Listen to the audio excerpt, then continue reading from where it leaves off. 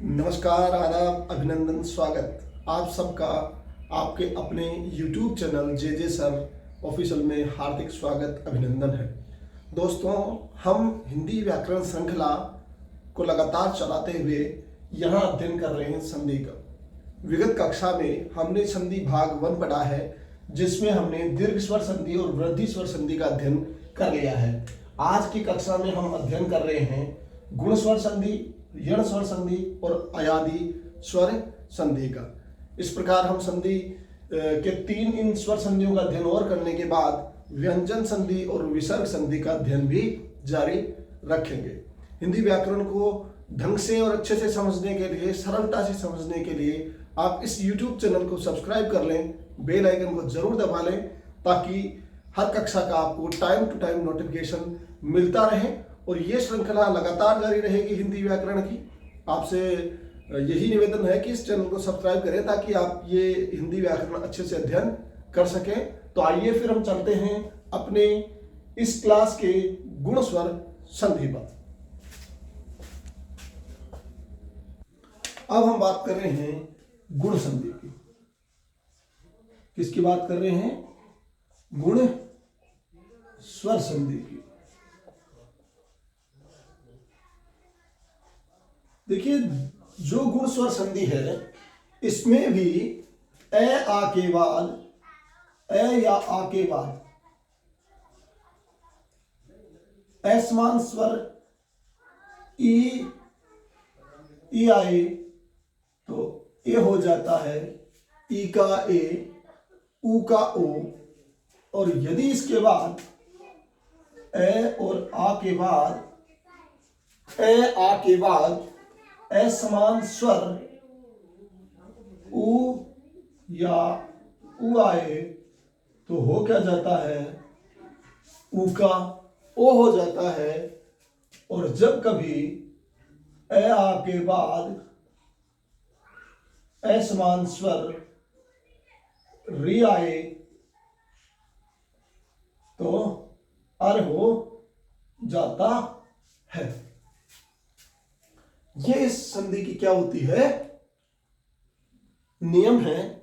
साथ ही पहचान की बात करेंगे आप तो जान जाएंगे कि ई की मात्रा, ए की मात्रा, ओ की मात्रा और अर यदि आ जाता है, अर में ध्यान रहे कि रेफ लिख लीजिए। आपको बता दूं ये चीज पहचान करने के लिए क्या किया जाएगा कि इसमें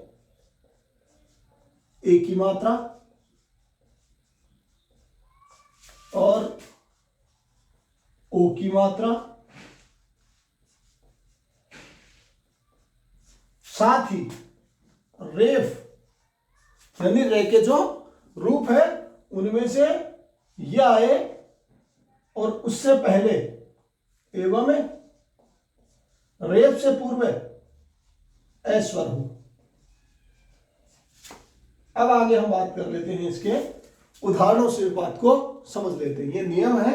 अब हम उदाहरणों से इस बात को सिद्ध कर लेते हैं और समझ भी लेते हैं कि वास्तव में ऐसा होता है क्या। तो उदाहरण है इसके। सबसे पहले मैं आपको बता दूं, जैसे ए और ई को जोड़ने पर हो जाता है सुरेंद्र। सुरेंद्र जो है उसका देख लेते हैं, इसका विच्छेद भी कर लेते हैं, हो जाता है सुरधन इंद्र। इसको सिद्ध भी कर लेते हैं किस प्रकार सुरेंद्र बनता है। तो सुरधन इंद्र में क्या हो जाता है? सुर का मैंने सुर लिख लिया और यहां इंद्र लिख लिया। अभी नहीं करना आपको इसका, कभी भी इसमें आ जाए तो ये सुरधन इंद्र हो जाता है। इसका क्या करते हैं? हम जोड़ बनाते हैं इस प्रकार। तो यहां ई, ए और ई, ए आगे निकाल लिया मैंने, ई निकाल लिया मैंने, बराबर बन क्या जाएगा? ए बन जाएगा। और लिख देंगे हम सुरेंद्र, लिख देंगे ना सुरेंद्र। अब देखिए कैसे, इसमें से ए निकाल लिया और ई निकाल लिया, इधर ये दोनों को जोड़ के ए हो गया। तो अब इस रे में जब ए को जोड़ेंगे तो ये इस प्रकार रे और न द्र। सुरेंद्र हो गया, जैसे योगेंद्र हो गया, योग धन इंद्र। वही बात कि यहां ए है और यहां ई है। ए और ई दोनों को जोड़ने पर मित्रों ये हो जाएगा, और लिख दोगे आप यहां कि योग धन इंद्र। यहां तक तो बात समझ में है। अब योग को यो लिख दूं मैं यहां, और ग में ई की जोड़ के ए जुड़ जो बन जाता है योगेंद्र। यहां इसका भी काम में ले लिया पीछे विद्याधर, तो क्या बन गया, योगेंद्र बन गया। इसी प्रकार उपेंद्र आपका है, उपधन इंद्र हो गया, उपधन इंद्र हो गया, ये उपेंद्र है। जैसे नरेश हो गया, नरेश, इसका संधि विच्छेद होगा नर धन ईश। इंद्र छोटा है और ईश दीर्घ होता है, ईश्वर वैसे भी बड़ा है, तो जहां ईश लगे वहां हमेशा ई बड़ा ही होता है। बड़ी समस्या है लोगों का कि क्या कर लेते हैं, नर और ईश को भी सही करके आ जाते हैं, जबकि ईश में कभी ई छोटा होता ही नहीं है। नर धन ईश, नरेश हो गया, उपेक्षा हो गया, तो उपधन इक्षा हो गया, उपधन इक्षा हो गया। जोड़ आप इस प्रकार इसका कर लेंगे कि उप में से ए निकाल लिया और इधर ई है, मिलके क्या हो जाता है ए और ई। अब चाहे छोटा ई आए चाहे दीर्घ आए, तो हम क्या कर लेते हैं, यहां पर ए करें देंगे तो उपेक्षा हो जाएगा, नरेश हो जाएगा। जैसे मैं कह दूं राजेंद्र है, राकेश है, राजा धन इंद्र, तो यहां आ में क्या जोड़ा है, ई। आ में ई जोड़ के हमने ए कर लिया है, हो जाएगा आपका राजेंद्र।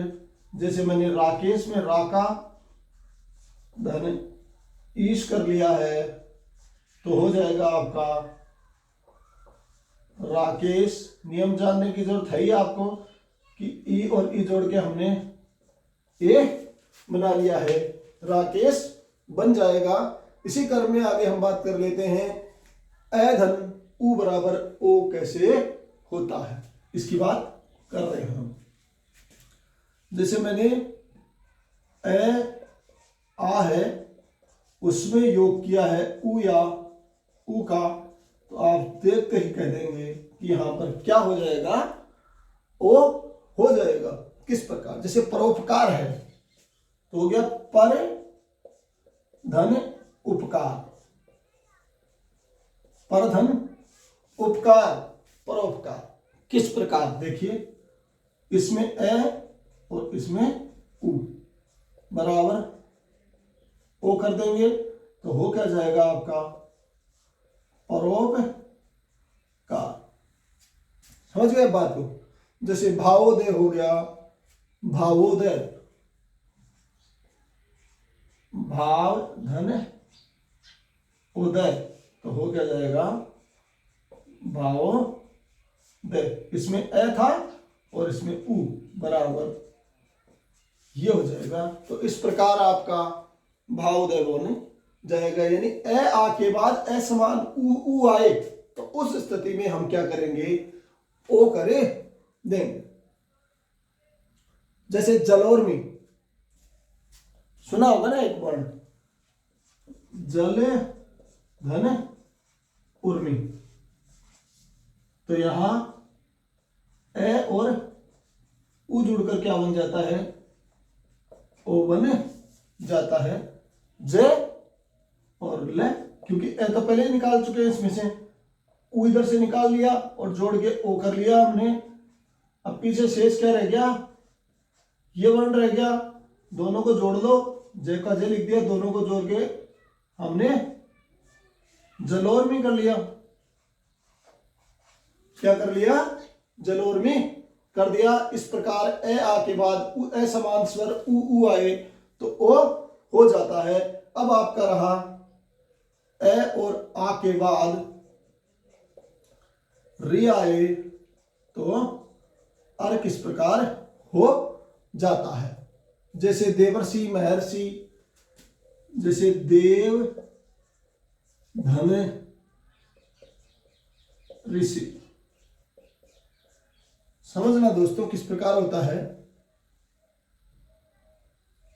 मैंने इसमें से ए ले लिया और इसमें से री, यही तो बात है यहां। तो यहां जो ए वर्ण है, यहां जो आपका ए वर्ण है, इसमें री जोड़ना है, बनेगा क्या, अर। ये तो नियम ही है ना। अर में रह क्या होता है, हलंत। अब किस प्रकार, भाई दे का दे पहला वर्ण तो लिख दो आप ऐसा का ऐसा। अब वह और री का अर हो जाएगा तो वह आधा हो जाता है वैसे। तो अब ये ए जुड़ के पूरा हो गया। रे आधा है तो वो इसमें क्या चला जाएगा ऊपर, तो देवर्षि क्या हो जाएगा आपका, देवर्षि हो जाएगा।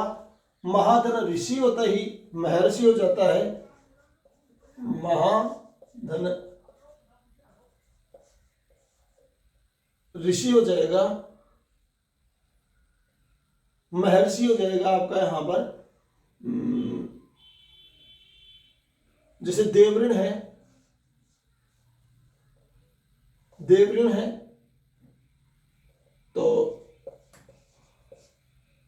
इसको आप कर लेंगे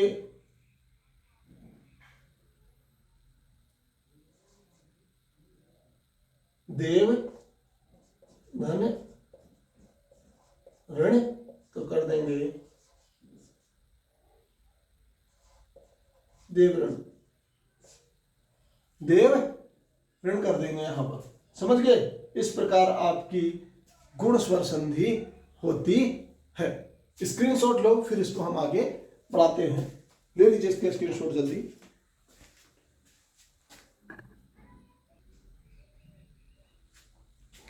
अब हम बात करते हैं यण संधि की। यण स्वर संधि।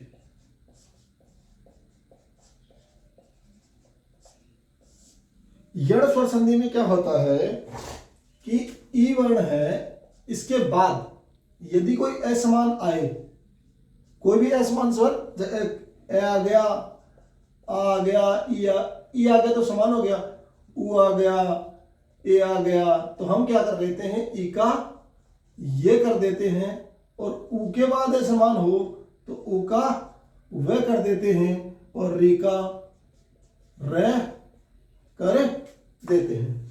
इस प्रकार ये यण स्वर संधि हो जाती है। इसको यूं भी कहा जाता है कि ई का ये किसमें परिवर्तन होता है, ई का ये में परिवर्तन हो जाता है, और उ जो वर्ण है उसका वे में, री वर्ण का रे में परिवर्तन हो जाता है। अब आप इसको उदाहरण से बात को समझिए। जैसे मैंने लिख दिया नी धन आय, क्या लिख दिया, नी धन आय। इसको कर लेते हैं। नी में वर्ण क्या है, एक ई है और दूसरा आ है। ठीक। अब मैंने नी में से ई निकाल दिया तो न, और ई और आ का हमने क्या बताया था यहां ये, और ये आ है तो या, और आगे ये क्या हो जाएगा यहां पर, न्याय। किस प्रकार, ई और आ को जोड़ा तो या बन गया, पीछे वाले की तो बात ही नहीं, ये आधा न है, हमने यहां लिख दिया न्याय। समझ गए बात। जैसे मैं लिख दूं आपको, एक वह की बात कर लेते हैं अपन, वह किस प्रकार बन जाता है। अन्वीक्षण का देख लो, अन्वीक्षण, अनु धन इक्षण, अनुधन इक्षण। देखिए कैसे, इसमें उ है और इसमें ई है। अब उ और ई बन के क्या होता है, व हो जाता है। क्या हो जाता है, व हो जाता है। तो ए का ए लिख दिया जाएगा ना। अब यहां आधा न है, ये मान लीजिए यूं, आधा न, क्योंकि इस उ में से इसको वह बना लिया, तो इसको आधा न यूं भी लिख देते डायरेक्टली, अन वीक्षण। वह हो गया, तो ई की मात्रा है ना ये, ई क्षण, अनवीक्षण हो जाता है। जैसे आगे हम इस री की बात कर लेते हैं, मातृ धन आज्ञा, मात्र धन आज्ञा कर लेते हैं। तो इसमें री है एक वर्ण तो, और इसमें आ वर्ण है, समझ गए। तो बन क्या जाएगा, यहां पर त्रय बनेगा। अब इसमें आ की मात्रा लग रही है तो त्र हो जाएगा यहां, तो मां।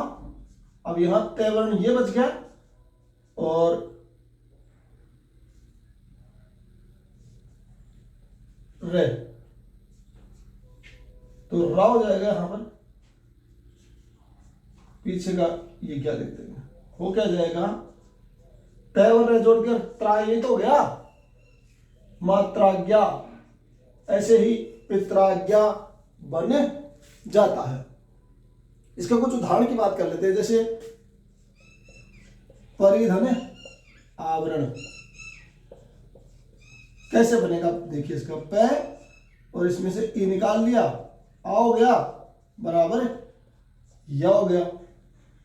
भाई आ से या हो गया, ई होता तो यू हो जाता, उ होता तो उ हो जाता, यू हो जाता। तो यहां क्या करेंगे हम, रे निकालने के बाद तो ये हो जाएगा पर्यावरण। किस प्रकार देख लिया आपने, रे निकालने पे तो रे यहां चला गया, और ये या यही लिख दिया मैंने, वर्ण तो पीछे का पीछे है ही, यूं का यूं पर्यावरण है। जैसे आपका एक ये समझ लीजिए आप बात, अभिधन आगत, अभिधन आगत, इसमें क्या हो जाता है, ए का ए लिख दिया मैंने, क्योंकि यहां ई और आ मिलके क्या हो जाएंगे, ये और आ की मात्रा है तो या, अभ्यागत हो जाएगा, अभ्यागत हो जाएगा। इस यण स्वर संधि में क्या होता है कि एक वर्ण आधा होता है, और ये से पूर्व का वर्ण सदैव क्या हो जाता है, आधा ही रहता है। वैसे पूर्व का वर्ण भी क्या होता है, आधा ही होता है। इस प्रकार आपका अभ्यागत वर्ण बन जाता है। जैसे मध्यवरी,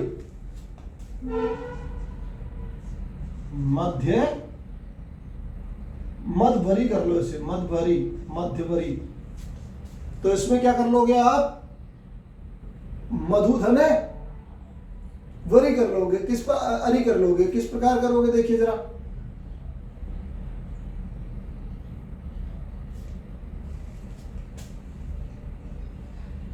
की बात है ना दोस्तों, मधु आधा ध है और पीछे वह है, यानी वह से पहले यदि जो वर्ण है उसको हम क्या उ की मात्रा में बदल देते हैं, मधु। अब वह में कोई और वर्ण है तो वो ए है, और पीछे की तो बात ही क्या है, वो तो वैसे वैसे लिख दो, कितना बड़ा वर्ण हो बोली।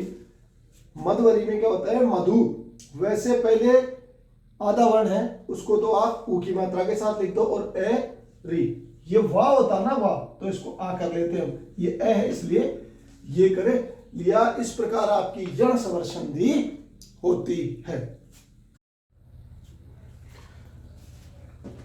अब हम बात करेंगे अयादी संधि की। तो ये संधि जो है बड़ी आसान है, बस इसमें दो चीजों का हम ट्रिक भी लगाएंगे, हम उस ट्रिक से बात को समझ भी जाएंगे। पहले संधि के नियम की बात करें तो अयादी संधि, यदि ए या ए के बाद ए ऐ के बाद ओ औ के बाद भिन्न स्वर आए, यानी ए और ऐ, ओ और औ, इनके बाद यदि कोई भिन्न स्वर आए तो होता यह है कि इस ए का तो क्या हो जाता है, आय हो जाता है, और इस ऐ का आय होता है, ओ का औ में बदल जाता है, और जो औ है वो आव में बदल जाता है। किस प्रकार बदल जाता है देखिए, जैसे आप यहां देख रहे हैं ए और ए दोनों को जोड़ने पर अय हो जाता है। उदाहरण के लिए जैसे ने धन अन बराबर नयन हो गया, यानी ये एक की जो इसमें मात्रा थी, इसमें जो ए है, ने में से ए निकाल लिया तो ये ए और अन्न पीछे बच गया ए, पीछे इसमें क्या है ए, अन्न में ए ही तो है, ये न और ए और ए जुड़ के बन गया अन्न।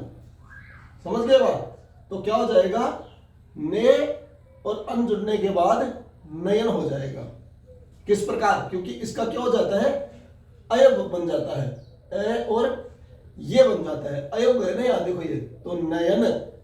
फिर इसके बाद ए और ए में योग किया जाए तो क्या, अय और ए में आय हो जाता है, वो हो जाता है कैसे कि ने धन अक, तो नायक हो गया, क्योंकि अय की मात्रा है यहां पर, तो क्या हो गया, आय बनता है, इसलिए नायक हो जाता है। ओ से ओ धन ए बराबर औ हो जाता है। ओ में यदि ए आए, ओ से असमान स्वर क्या आया, ए है, तो इसका मतलब क्या हुआ कि यहाँ असमान है स्वर, वो वैसा नहीं है, ओ नहीं है ना, तो यहाँ अ हो गया। जैसे पो धन अन पवन, क्योंकि यहाँ पर अ हो जाता है पो से, पो में ओ की मात्रा है और यहाँ पर असमान स्वर ए है, इसलिए उसका हो क्या जाएगा, औ में रूपांतरण हो जाएगा। औ में यदि ए जोड़ा जाए तो आ हो जाता है, जैसे पोधन अक पावक हो जाता है। अब हम एक छोटी सी ट्रिक की बात करते हैं। भाई ये नियम भी ज्यादा याद ना हो तो थोड़े बहुत भी याद है तो किस प्रकार कर लिया जाता है। जैसे भावुक शब्द हमने लिखा है, सबसे पहले देख रहे हैं आप भावुक लिखा हुआ, इस भावुक में किया क्या जाता है, जैसे वैसे हमने पता कर लिया कि वह है, इसके हिसाब से इसमें आएगा क्या, ओ आएगा, ठीक है। अब ओ आएगा या औ आएगा ये पता करना है, तो ये पता करने के लिए आपको क्या करना है कि इससे पूर्व ए या आ है, क्या ए या आ, किससे पूर्व, वैसे पूर्व, वैसे पूर्व क्या है, ए या आ, तो पता चल गया आ है साहब। अगर आ है तो औ आएगा, तो यहां औ की मात्रा वे में जोड़ दी हमने, तो हो क्या गया, भाव। अब इसमें जो स्वर है, किसमें, वे में जो स्वर है वो लिख दो और पीछे का ऐसे का ऐसा लिख दो, वे का लोप हो गया, वो क्या जाएगा, भोधन उक, भाव। चलो अगले एक उदाहरण से समझते हैं। चयन, अब ये है, इससे पहले क्या है, जो व्यंजन है उसमें स्वर क्या है, ए का स्वर है, मतलब ये हुआ कि ये आ जाता है ए, ये अय किसमें आता है, चलो इधर अय इसमें आता है, यानी ए और ए में आता है, तो च में ए की मात्रा जोड़ दो, आप यहां क्या जोड़ दो, च और ए जोड़ दो, हो क्या जाएगा आपका चे, जो आपने यहां लिख रखा है। अब इस ये में स्वर क्या है, ये में जो स्वर होता है वो लिख दो बस, और पीछे का तो लिखना ही है, उसका तो कोई योग होता ही नहीं, इसलिए क्या हो गया, चयन। ये स्वर संधि का एक और उदाहरण। स्वर संधि, इसमें स्वर संधि की अयादी में फिर एक उदाहरण देख लेते हैं, पवन को। जैसे आप जानते हैं कि पवन का याद तो कर दिया हमने कि पोधन अन होता है, पर नियम से समझ लें बात को। देखिए जैसे प वह है और वैसे पूर्व क्या है, एक व्यंजन है जिसमें स्वर ए का है, इसमें स्वर क्या है, ए का है। अब औ कहां होता है, ए और वह हो गया ना, औ कहां होता है, औ ये होता है ओ और ए के योग पर, तो ओ कर रहे हैं, यानी प में ध्वनि किसकी योग करना है अपने को, ओ का, प में ओ को जोड़ देना, क्या हो जाएगा, पो। और इस वे में स्वर क्या बच गया, ए स्वर बच गया, ए लिख दिया इधर, पवन, सीधा सा काम। इस प्रकार आपकी स्वर संधियां हैं। अब हम अध्ययन करेंगे अगली क्लास में व्यंजन संधि का, तो लगातार बने रहिए।